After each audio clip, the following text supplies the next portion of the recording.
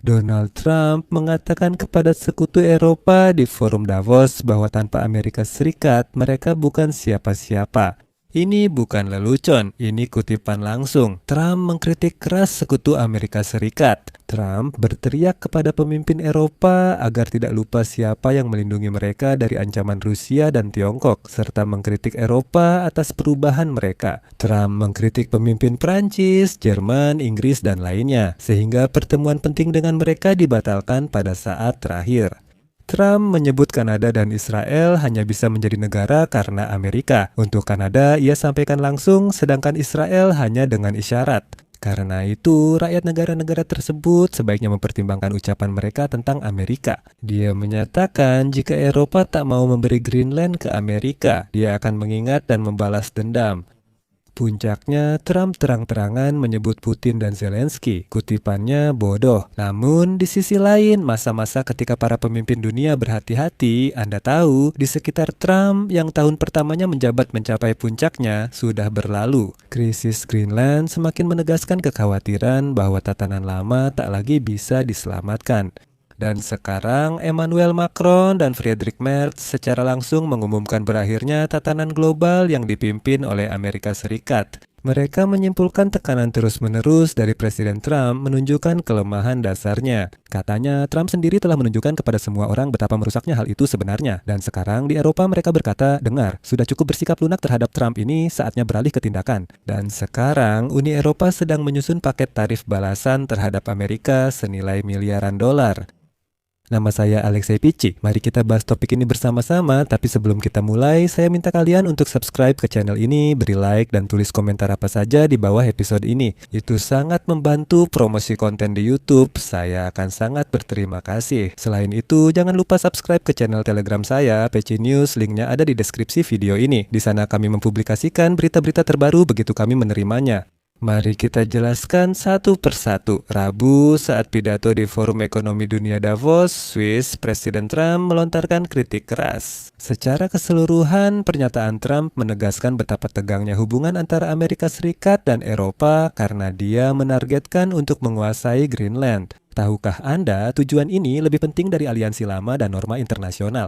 Peristiwa utama dalam berita adalah pernyataan Trump di hadapan para pemimpin dunia dan bisnis yang berkumpul, yang berbunyi seperti ini, kutipan, tanpa Amerika Serikat, kalian tidak memiliki negara kalian. Kalian tidak memiliki apa-apa tanpa Amerika Serikat. Di sisi lain, sekutu Amerika Serikat pada saat yang sama menggunakan Davos untuk menentang metode kekuatan Trump dan mengungkapkan keraguan tentang kelayakan tatanan global yang dipimpin oleh Amerika. Di edisi ini, saya singkat bahas bagaimana Trump menyerang sekutu dan soroti beberapa kasus spesifik. Analisis lengkap pidato Donald Trump di Forum Ekonomi Davos sudah tayang kemarin di YouTube ini. Jika belum menonton, silakan kunjungi kanalnya dan berlangganan.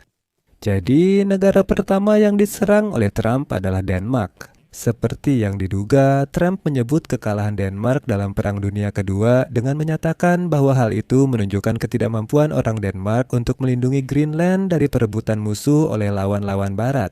Dan menurut Trump, inilah alasan mengapa Denmark harus menyerahkan Greenland kepada Amerika Serikat, kutipannya.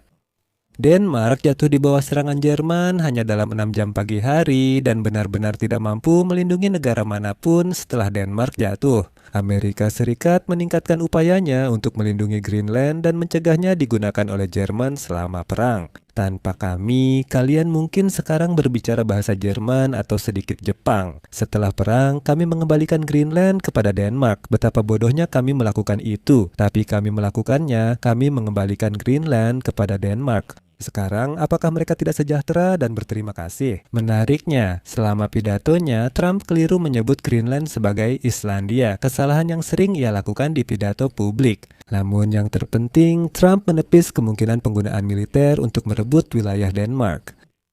Trump juga mengejek Presiden Prancis Emmanuel Macron atas pidatonya yang menarik perhatian, di mana dia mengenakan kacamata hitam. Karena penyakit mata, semua orang melihat Macron bermasalah dengan salah satu matanya yang memerah, lalu ia mulai memakai kacamata hitam.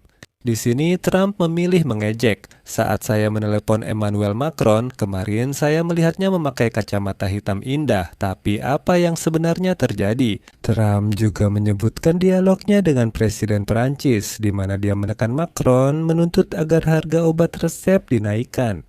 Jika tidak, dia bisa terkena tarif tinggi. Trump lalu menirukan Macron yang menurutnya berkata patuh, kutipan, "Tidak Donald, saya tidak akan melakukannya, tidak pernah." Selanjutnya, Trump beralih ke Kanada dan di sini Trump tentu saja menanggapi pidato tajam Perdana Menteri Kanada Mark Carney yang disampaikan sehari sebelumnya tentang keretakan dalam tatanan dunia yang dipimpin oleh Amerika Serikat. Nanti saya akan mengutipnya sedikit. Untuk saat ini, saya akan mengutip pernyataan Trump yang menunjukkan bahwa dia jelas merasa tersinggung. Trump berkata, "Kanada mendapat banyak keuntungan gratis dari kami dan seharusnya berterima kasih, tapi mereka tidak tahu berterima kasih. Kemarin saya menonton pidato Perdana Menteri Anda, dia tidak terlalu berterima kasih, padahal mereka seharusnya berterima kasih kepada kami. Kanada ada berkat Amerika Serikat, ingat itu Mark Carney, lain kali saat kamu membuat pernyataanmu." Trump bahkan tidak melewatkan untuk mengkritik Swiss, negara tuan rumah forum dan para pemimpinnya. Selanjutnya kutipan, "Saya mengenal banyak orang dari Swiss, tempat indah dan luar biasa, tapi saya sadar mereka sehebat itu berkat kita.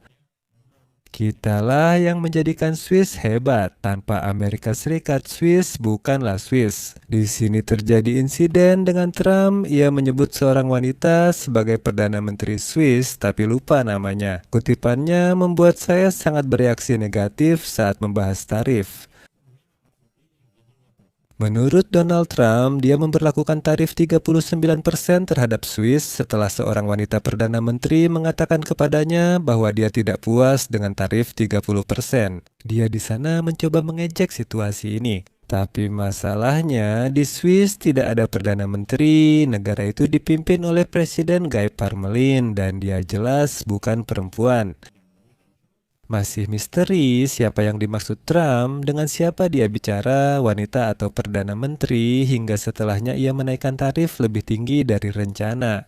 Semua orang di ruangan itu hanya mendengarkan bingung dan bertanya-tanya, itu apa sih? Trump juga menyinggung Ukraina. Ia menyebut Presiden Ukraina Zelensky akan bodoh bila tak setuju kesepakatan dengan Presiden Rusia Vladimir Putin guna menghentikan invasi Rusia ke Ukraina. Saya rasa mereka sudah bisa mencapai kesepakatan dan membuat perjanjian. Jika tidak, mereka akan bodoh. Ini berlaku untuk keduanya. Saya tahu mereka tidak bodoh, tapi jika gagal berarti bodoh. Saya tidak ingin menyinggung, tapi kalian harus sepakat. Terlalu banyak orang yang meninggal, ini tidak sepadan. Menariknya, Trump yang dulu berjanji mengakhiri perang Rusia-Ukraina dalam 24 jam kini mengatakan biarkan Eropa yang menangani dan ia mungkin membantu. Inggris juga kena. Trump secara terbuka meragukan strategi energi dan harga Inggris, serta menghina hambatan minyak negara itu di Laut Utara. Dia menyebut Inggris berada di atas Laut Utara, salah satu cadangan terbesar dunia. Namun mereka tidak memanfaatkannya sehingga pasokan energi turun drastis dan harga menjadi sangat tinggi. Namun yang menarik, masa-masa ketika para pemimpin dunia, terutama dari Eropa, berhati-hati terhadap Donald Trump telah berlalu, di mana tahun pertamanya menjabat untuk masa jabatan kedua hanya memperkuat kekhawatiran bahwa tatanan lama sudah tidak bisa diselamatkan lagi. Sudah jelas tatanan dunia lama tak lagi berfungsi dan mereka yang berusaha mempertahankannya tengah membuat kesalahan besar. Yang penting orang Eropa sudah paham. Orang Eropa tiba-tiba menyatakan bahwa tatanan dunia dengan Amerika Serikat sebagai hegemon telah runtuh dan mereka mulai berbicara belak-belakan. Presiden Komisi Eropa Ursula von der Leyen membandingkan permusuhan Donald Trump terhadap sekutunya dengan kejutan Nixon. Tahun 1971 saat ketika Amerika Serikat membalikan tatanan ekonomi pasca perang dengan meninggalkan standar emas. Jadi, von der Leyen menyerukan agar Eropa benar-benar mandiri dari Amerika Serikat, memperingatkan bahwa menunggu kembali ke kehidupan normal setelah Trump hanya akan memperburuk kerentanan Eropa, katanya, sudah cukup hidup dalam ilusi. Masalahnya bukan hanya Trump, tapi Amerika Serikat juga bukan sekutu lagi. Presiden Prancis Emmanuel Macron mengecam penerapan tarif baru terus-menerus oleh Trump sebagai hal yang sangat tidak dapat diterima, terutama jika digunakan untuk menekan kedaulatan wilayah. Pada akhirnya, Perdana Menteri Kanada, Mark Carney, memberikan penilaian yang paling lugas dengan menyatakan kepada audiens di Davos sebagai berikut. Izinkan saya memperjelas, kita sedang berada dalam proses perpecahan, bukan transisi. Kita tahu cerita tatanan internasional berbasis aturan tidak sepenuhnya benar, karena pihak terkuat sering membuat pengecualian demi keuntungan mereka. Aturan perdagangan dan hukum internasional diterapkan secara asimetris dengan tingkat ketat yang berbeda tergantung pada siapa terdakwa atau korbannya. Fiksi ini berguna karena hegemoni Amerika menyediakan manfaat publik global, mulai dari jalur laut yang terbuka hingga sistem keuangan yang stabil. Namun, kesepakatan ini tidak lagi berlaku. Sekarang, negara-negara adidaya menggunakan integrasi ekonomi yang selama ini menjadi dasar globalisasi sebagai senjata. Akhirnya, seperti Anda tahu, Trump menanggapi pernyataan itu. Mark Carney menegaskan Kanada ada karena Amerika dan sebaiknya berpikir sebelum bicara. Akhirnya, Uni Eropa mempertimbangkan paket tarif balasan senilai 93 miliar euro terhadap Amerika Serikat. Emmanuel Macron menegaskan Uni Eropa harus tegas dan siap menghadapi Amerika dengan kekuatan penuh. Ini adalah kegilaan. Tentu saja saya menyesalinya, tetapi ini adalah akibat dari ketidakpastian dan agresivitas yang tidak berguna dari pihak Amerika Serikat. Hungaria akhirnya menjadi satu-satunya negara Eropa yang bergabung dengan Dewan Perdamaian baru bentukan Trump, sementara negara lain menolak. Perdana Menteri Denmark memutuskan untuk sepenuhnya melewatkan forum ekonomi Davos dan tidak hadir sama sekali. Emmanuel Macron secara demonstratif meninggalkan Swiss tepat sehari sebelum kedatangan Donald Trump ke sana. Pada saat yang sama, para pemimpin Jerman dan Inggris menyatakan bahwa mereka siap bertemu dengan Donald Trump, tetapi hanya jika pertemuan dalam format yang diperluas itu akan diorganisir oleh Sekjen NATO, Mark Rutte. Di sana akan dibahas isu global. Jika tidak, Keir Starmer dan Friedrich Merz tidak ingin bertemu Donald Trump untuk membahas topik lain. Dan saya akan mengakhiri edisi ini dengan kutipan dari Perdana Menteri Belgia, Bart De Wever, yang dengan jelas menggambarkan hubungan Eropa saat ini dengan Amerika. Kutipan, "Jika kita mundur, martabat kita hilang. Tidak ada gunanya lagi bersikap lunak pada Amerika Serikat. Jika seseorang mengancam akan merebut wilayah NATO dan memulai perang dagang, maka kita harus lebih dulu memulai perang dagang."